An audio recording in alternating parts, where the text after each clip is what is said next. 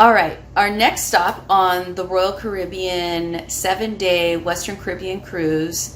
This stop, I'm going to go over Roatan, Honduras. Now, the previous stop was Puerto Costa Maya, and then we also have 2 other stops in Belize City, Belize, as well as Cozumel, Mexico. So the night before getting to Roatan, they had cards in each of our key slots to our cabin doors, letting us know as a reminder to please stay on ship's time.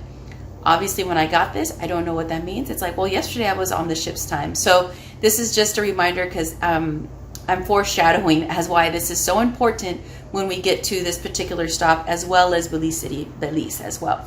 So when I woke up, I actually woke up pretty early that morning when we got to Roatan, and I noticed that my phone had not caught up to the ship's time. So I actually went to the gym early that morning, and I noticed that my clock on my phone was different than what the ship was showing on each of the different levels.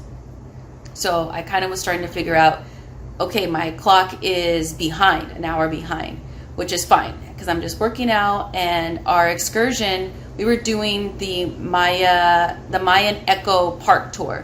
So you might see that with the Sloths, and there may be zip lining there, but the excursion we specifically took was just to see the animals. And so one thing that happened at this particular stop in our excursion, so we were ready to be on time because, as you saw earlier, that when we got to Puerto Costa Maya, we were a little delayed from the ship in getting to our excursion, so we were going to be extra on time. So our bus was to leave at 10 a.m. and the passes on our excursions told us to get there by 9:45. Well, we went above and beyond, and we said we're going to get there at 9:30 that morning. So when we got to the particular meeting spot off the ship, so that we can be early and on time for our excursion to the Mayan Eco Park, actually they were telling us, and everybody's lined up here, so it's like all the excursions are in this one area. What was happening is that there were not enough buses, and they were also saying that it was too jam-packed to get into the area where they were picking us all up at. And so it took an hour. We didn't get on our bus till about 10:40 a.m. to actually head to our excursion. But we did have friends who were on the same excursion, and they were there 5 minutes before us, and the bus had already taken off earlier. Maybe the bus had already enough people, I don't know. But just something to keep in mind, that it wasn't very organized when we went. So if you're looking to make sure you get to your excursion at the time that you want, because maybe you have some other things planned that you like to take part in, just keep that in mind, that you may want to show up a little bit earlier to the meeting spot for the excursion.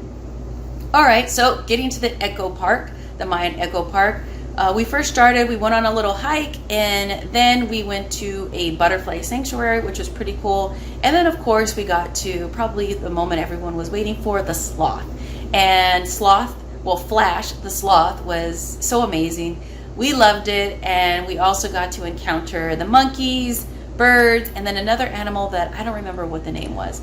But it was really cute. We love animals, and it was just a really great experience, and we had a lot of fun. But it was a short excursion, and then we headed back to the port where our ship was.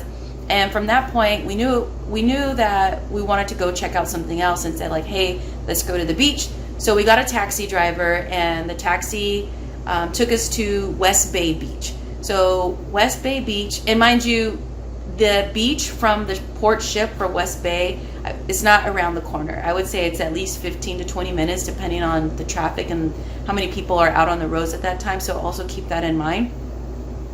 And so we got to West Bay Beach. Our taxi driver, we had to pay to enter the beach. So we gave him the money so that he can get our wristband. He put us where some, chairs that are on the beach, and he said, well, I'll be back here at 3 p.m. to pick you up, because our ship was leaving at 4:30. Mind you, keep in mind, this is why it's so important to remember ship time. And so I looked at my watch, and I was like, I just felt like we started our excursion late. How is it like only 1 o'clock? Just things weren't adding up. But my partner was, yeah, we're fine. And the taxi driver, even himself, he has a list of when all the ships, say they're arriving and when they need to be back. So he's like, oh, it shows that you guys got to be back at 4:30. So I'll pick you guys up at 3. Perfect. Okay, so let's go back to West Bay. So West Bay is a beautiful beach. a lot of different, it seems like resorts, people who actually go into Roatan just to stay there, not on the cruise ship. And so there's food, there's vendors, people selling things, and then obviously there's really great snorkeling actually. So where our taxi driver let us off at, and he escorted us to our beach chairs, there was some good snorkeling there. And then someone who worked there also told us that if we go towards this big huge rock, there's going to be even better snorkeling there with different fish. And so we did take him up on his offer, and we decided to walk down the beach, and there was amazing snorkeling, lots of great fish to see. Different fish that were actually there were mainly, everybody was congregating right in front of the restaurants and things like that. So West Bay was really nice. Our taxi driver came back at 3 o'clock, like he said he was, according to our watches, and we got back to the ship. Now, mind you, I felt like, I was kind of getting a little nervous. But the good thing is that when we got back to the port, it was a straight shot. There was no traffic. Well, come to find out, as we're approaching the ship, I started to see that, the Royal Caribbean staff is starting to put things away for people to board the ship. So I'm looking at my watch and I'm getting like even more nervous. And my partner's like, why are you so paranoid? I'm like, I don't know. I've seen videos where they start to put this stuff away. It just doesn't seem right or feel right. So lo and behold, as we got back onto the ship and we boarded, I looked at, one of those main screens big giant screens that they have, and it said 4:26 and the ship was leaving at 4:30. And so it made my heart beat a little, because there was another ship that docked with us. I believe it was Symphony of the Seas, and Symphony of the Seas was already taking off. So it's very nerve-wracking when you see a different ship. You're like, wait, those aren't our slides on our ship. Those, we don't have those slides. No, that's not ours. You have to I had to reconfirm, that's not our ship.